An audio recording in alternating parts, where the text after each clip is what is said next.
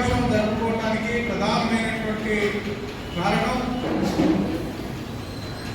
ఈ దేశంలో మనుషులుగా పుట్టిన తర్వాత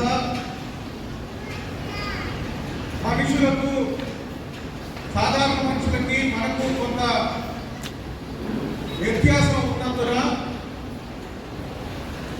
అందరూ మిగతా వాళ్ళు శారీరకంగా చేసే శ్రమని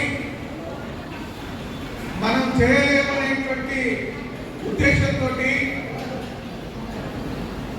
ఈ కేంద్ర రాష్ట్ర ప్రభుత్వాలు మనకు కొంత వెసులుబాటుని సౌకర్యాలని కల్పించి ఈ సమాజంలో మనకు ఒక సమున్నత స్థానాన్ని కల్పించడం కోసం మన వంతు మనం ఐక్యంగా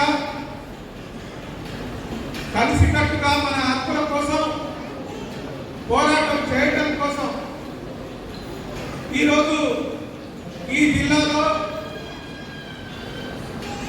మన సంఘం అనేక కార్యక్రమాలు నిర్వహించింది. వాటిని ఒకసారి సమీక్షించుకొని భవిష్యత్తులో మరిన్ని మెరుగైనటువంటి ఫలితాలు సాధించుకోవడం ఎట్లా అనేటువంటిది చర్చించడం కోసం మీరందరూ ఇక్కడ సమావేశం కావడం జరిగింది. అయితే ఒకసారి మనం ఆలోచించాలి. ఈ దేశం ప్రధానమంత్రి నరేంద్ర మోడీ గారు గత 10 సంవత్సరాల కాలంలో అధికారంలో ఉన్న సందర్భంలో ఈ దేశంలో ఉన్నటువంటి ప్రతి పౌరునికి కావాల్సినటువంటి సౌకర్యాలని మెరుగుపరచడం, అన్ని రకాల అభివృద్ధి దశలో ముందుకు పోతా ఉన్నాం. ఇప్పటికే ప్రపంచంలో 5వ స్థానానికి ఈ దేశాన్ని మేము అభివృద్ధి చేశామని చెప్తా ఉన్నాం. కానీ ఒక్కసారి మనం పరిశీలించాలి. మనకు స్వాతంత్రం వచ్చి 75 సంవత్సరాలు అయిపోయింది. కానీ ఈ దేశంలో ఉన్నటువంటి పేదరికం ఏమైనా తగ్గితా? ఈ దేశంలో ఉన్నటువంటి ప్రజలకి కావాల్సినటువంటి సౌకర్యాలు ఏమైనా అభివృద్ధి చెందినాయా? ఈరోజు ధరలు ఏమైనా పేదలకు అందుబాటులో ఉన్నాయా? వికలాంగులకు సంబంధించినటువంటి సౌకర్యాలు ఏమైనా మెరుగైనాయా? ఉపాధి అవకాశాలకు సంబంధించినటువంటి సౌకర్యాలు ఏమైనా పెరిగినాయా అనేటువంటిది కనుక మనం పరిశీలిస్తే పేరు పెద్ద ఊరు నింపాలన్నట్టుగా ఉన్నది మన బతుకు. నరేంద్ర మోడీ గారి ఉపన్యాసాలు, విదేశీ పర్యటనలో ఆయన చెప్పేటువంటి మాటలు, అబ్బో మన దేశం వెలిగిపోతా ఉన్నది, బాగా అభివృద్ధి చెందింది, నరేంద్ర మోడీ గారు ప్రతి దేశం తిరుగుతా ఉన్నారు, మనకి సౌకర్యాలు పెరుగుతాయి అని గత 10 సంవత్సరాల నుంచి ఆశపడ్డాం. కానీ ఏమైంది? ఈరోజు మనం చూస్తే పేదరికంలో మనం అట్టడుగు వర్గ స్థాయి నుంచి మనం లెక్కేసుకోవాల్సిన పరిస్థితి, నిరుద్యోగంలో కూడా అదే పరిస్థితి. కొద్దిమంది ఆస్తులు, కొద్దిమంది సంపాదన మాత్రం పెరిగింది. ఇవాళనే నిన్న ఒక లెక్క తీసారు. ఈ ప్రపంచంలో అత్యంత కుబేరులు అంటే బాగా డబ్బులు ఉన్న వాళ్ళల్లో ఏ దేశం వాళ్ళు మొదటి స్థానంలో ఉంటారంటే భారతదేశం. అయినా ఎవరైనా మన నరేంద్ర మోడీ గారి దోస్తు ఆదాని ఈరోజు మొదటి స్థానంలో ఉన్నాడు. ఆదాని ప్రపంచంలో అత్యంత ధనవంతుల్లో మొదటి స్థానంలో ఉన్నాడు. సంతోషం. కానీ పేదరికాన్ని ఏమైనా తగ్గించడానికి నరేంద్ర మోడీ ప్రయత్నం చేసిందా అంటే అదేం కనబడతలేదు. ముఖేష్ అంబానీ 2వ స్థానంలో ఉన్నాడు. ఈరోజు గత 10 సంవత్సరాల కాలంలో గతంలో ఎప్పుడూ లేనంతగా నిత్యావసర సరుకుల ధరలు, ఉప్పు, పప్పు, మంచినూనె, బియ్యం ఇట్లాంటి నిత్యావసర సరుకుల ధరలు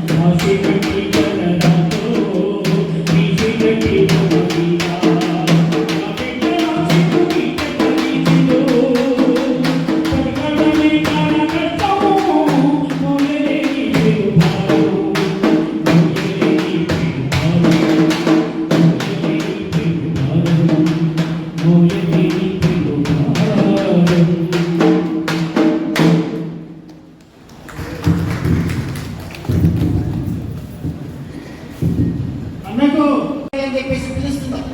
ఇవాళ దివ్యాంగులు అంటే అర్థం ఏంటి అంటే వికలాంగుల పేరు మార్చినంత మాత్రాన, ఈ దేశంలో వికలాంగుల పేరు మార్చి దివ్యాంగులు పెట్టినంత మాత్రాన వికలాంగుల జీవితాలు బాగుపడాయి, వికలాంగుల జీవితాలు మారేటువంటి అవకాశం లేదు.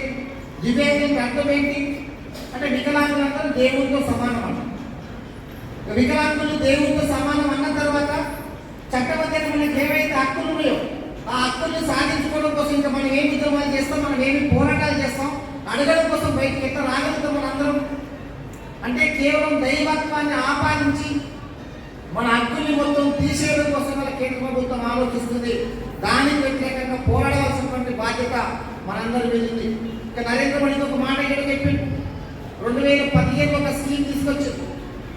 ప్రభుత్వ కార్యాలయాలన్నీ, ప్రైవేట్ కార్యాలయాలన్నీ ఇంకా వికలాంగులు వినియోగించుకోవడం కోసం అనుకూలంగా లేవు కాబట్టి అన్ని ప్రభుత్వ కార్యాలయాలు మొత్తం వికలాంగులు వినియోగించుకుంటే అందుబాటులోకి తెస్తామని చెప్పింది. కానీ ఇప్పటిదాకా ఒక 25% ప్రభుత్వ కార్యాలయాలకు అందుబాటులోకి రాలేదు. ఇప్పుడు ఇదే హాల్ ఉంది, ఈ టీటీడీ కళ్యాణ మండపం, కానీ ఈ హాల్లోకి వీల్చైర్లో ఉన్న వికలాంగుడు వచ్చేటటువంటి అవకాశం లేదు, యాక్సెసబుల్ లేదు. ఈ బోధన బస్ స్టాండ్ ఉంది, బస్ స్టాండ్ యాక్సెసబుల్ లేదు. బోధన RDO sub collector office accessible లేదు. అంటే ప్రభుత్వ కార్యాలయాలే కాదు, సామూహిక ప్రాంతాలు ఏవైతే సరే వల్ల యాక్సెసబుల్ ఉందంటే అట్లాంటి వాటిని మొత్తం మార్చడం కోసం ఒక కొత్త పథకాన్ని గవర్నమెంట్ ప్రవేశపెట్టింది.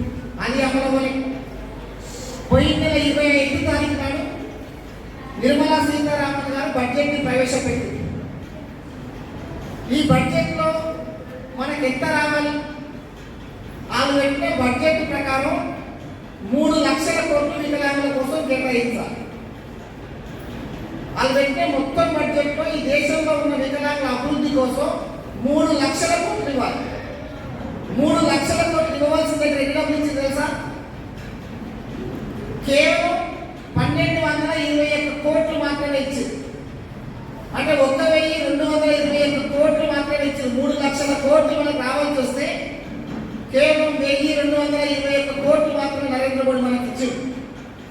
ఈ డబ్బులతోటి ఈ దేశంలో ఉన్నటువంటి 15% మంది వికలాంగుల ప్రయోజనాలు నెరవేరుతాయా? వికలాంగులందరికీ పరికరాలు ఇవ్వడం సాధ్యమవుతుందా? వికలాంగులందరికీ లోన్లు ఇవ్వడం సాధ్యమవుతుందా? సాధ్యం కాదు. బడ్జెట్ని పెంచమని చెప్పేసి మనం అడిగితే పెంచకుండా ప్రభుత్వం ఏమి మాట్లాడలేదు. 2011 నుండి సెంట్రల్ గవర్నమెంట్ పెన్షన్ మాట 300 రూపాయలు ఇస్తుంది. ఇందిరాగాంధీ నేషనల్ డిజబుల్ పెన్షన్ అనే స్కీమ్ పేరుతోటి దేశం మొత్తం 300 రూపాయల పెన్షన్ సెంట్రల్ గవర్నమెంట్ ఇస్తుంది. ఇది ఎప్పటి నుంచి ఇస్తున్నారు?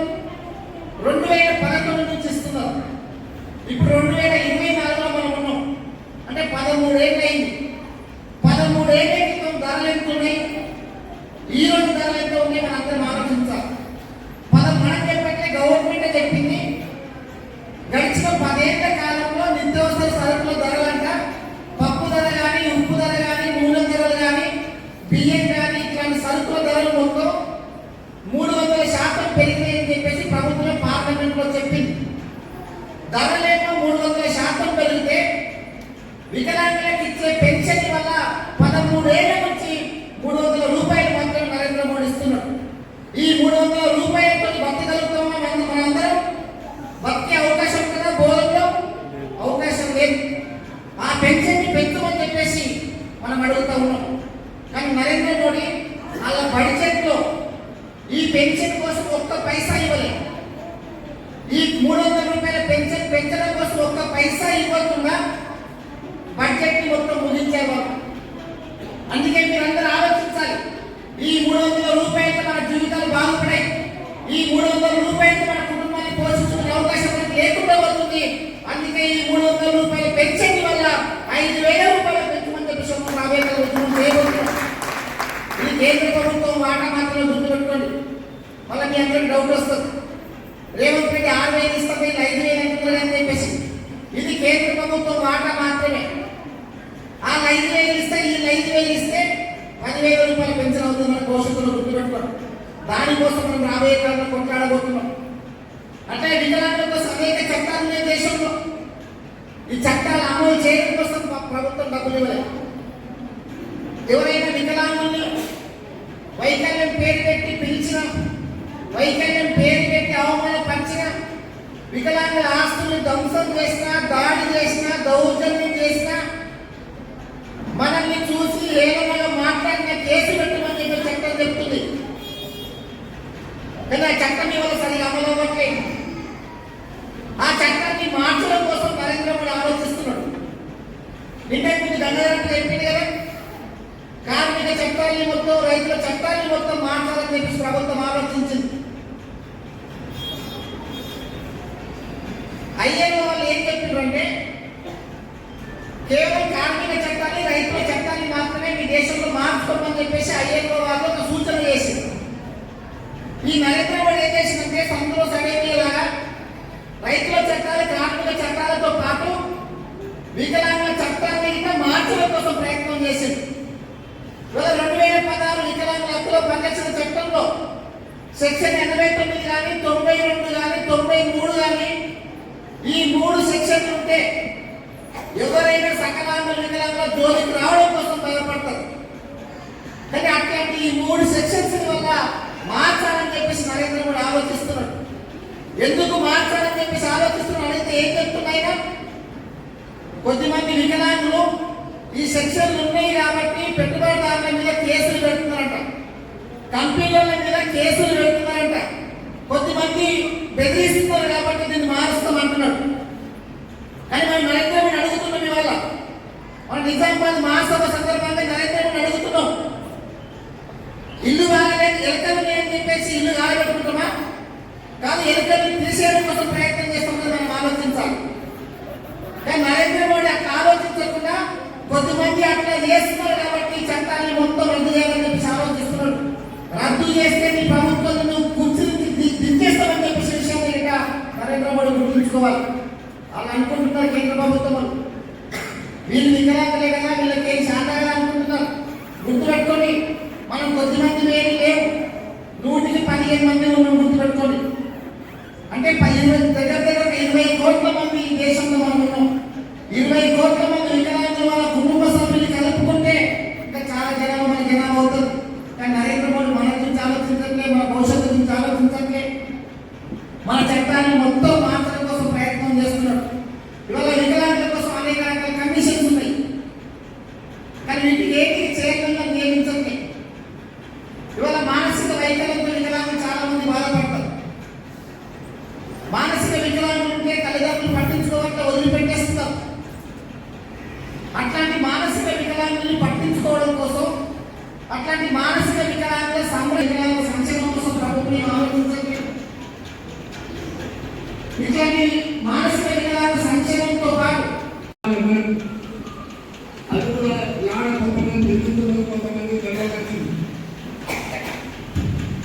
అట్లనే ప్రతిదీ కూడా మనము ఇళ్ళలో కూడా 5% కావాలి. మనం ప్రతిదీ ఇప్పుడు మీ సిటీ ఉన్నది హోదా ఎక్కడన్నా గవర్నమెంట్ మార్కెట్ సెంటర్లు కానీ, ఏదైనా బస్ స్టాండ్లో సెంటర్లు కానీ మనకు కూడా వాళ్ళకు వందన మనకు అనిపించాలి.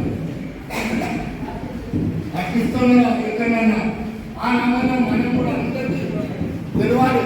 తెలిసి ప్రతి దాంట్లో పోయి మనం పాల్గొనాలి. పాల్గొంటేనే మనకు కూడా ఇస్తారు. ఇంకోటి, ఇప్పుడు అన్ని విధాలా అందరికీ అంటున్నారు, కానీ మనకెందుకు అనకొచ్చారు? పొలిటికల్ రిజర్వేషన్ ఎందుకు అనకొచ్చారు?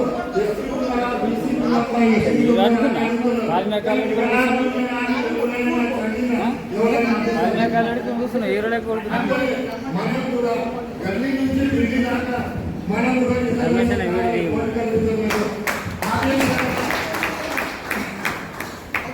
అట్లనే ఢిల్లీ దాకా ఢిల్లీ దాకా 150 మంది దొరకపోయి ఢిల్లీలో కూడా ధర్నా పెట్టాం. అప్పటి నుంచి చేస్తున్నారు. ఏం కాదు, ఆలోచిద్దాం అంటే మనం అనుకుంటే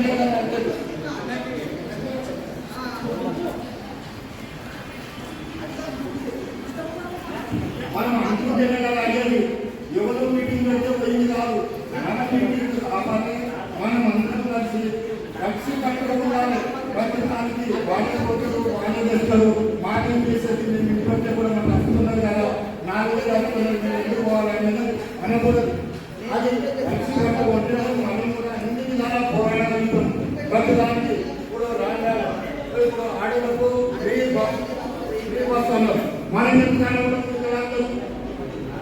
వాళ్ళు ఏం చేస్తున్నారు? మనం ఒకే కట్టినామా?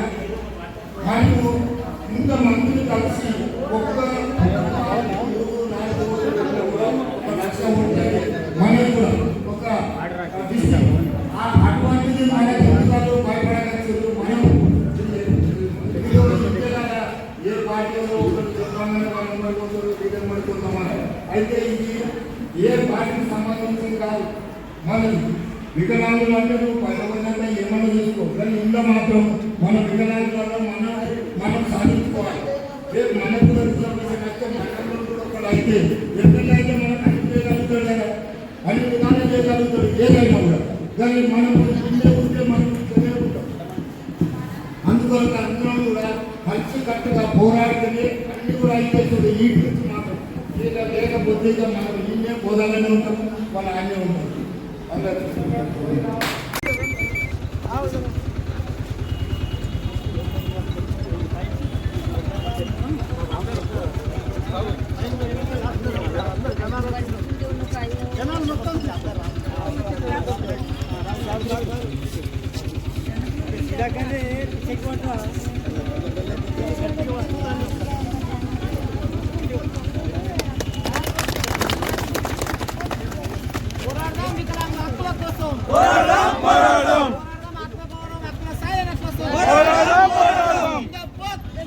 జిందాబాద్ జిందాబాద్ జిందాబాద్ జిందాబాద్ పోరాడదాం 6000 పెన్షన్ సాధన కోసం పోరాడదాం పోరాడదాం పోరాడదాం 6000 పెన్షన్ సాధన కోసం పోరాడదాం పోరాడదాం పోరాడదాం ఆత్మగౌరవం హక్కుల సాధన కోసం పోరాడదాం పోరాడదాం ఎంపీఆర్డీ జిందాబాద్ ఎంపీఆర్డీ జిందాబాద్ ఎంపీఆర్డీ జిందాబాద్ ఎంపీఆర్డీ జిందాబాద్ ఎంపీఆర్డీ జిందాబాద్ ఐక్యత వర్ధిల్లాలి